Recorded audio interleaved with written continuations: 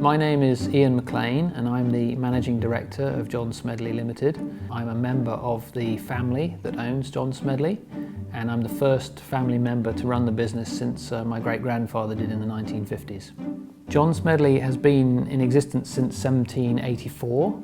We were founded right at the very beginning of the Industrial Revolution, and that makes us more than 225 years old.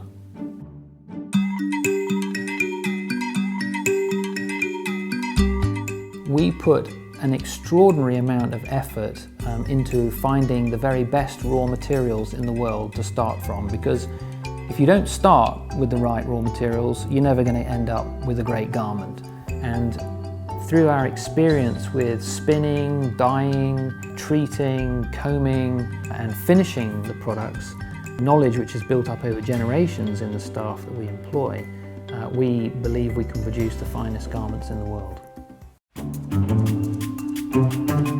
The manufacturing of a John Smedley garment starts when the first raw materials come into the factory. Then they go into knitting, and the knitting process is either done on a group of traditional flatbed knitting machines or a more modern knitting plant where individual machines will produce individual garments which can have either greater colour content and greater design content like cabling or argyle patterns of different types. Some of the garments are then dyed and washed by ourselves.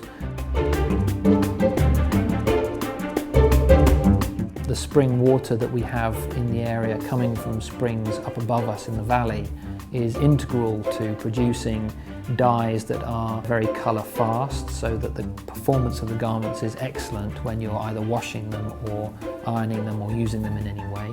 The different components of the garment, the ribs and the cuffs and the collars, are not just sewn together, they are specifically linked, and that's a process which requires great skill by the person who's doing it, because each thread on one part of the garment is linked directly to a thread on another. Finally, the garments travel into the final making up area where the John Smedley logos, labels and packaging are added before the garments end up in the warehouse.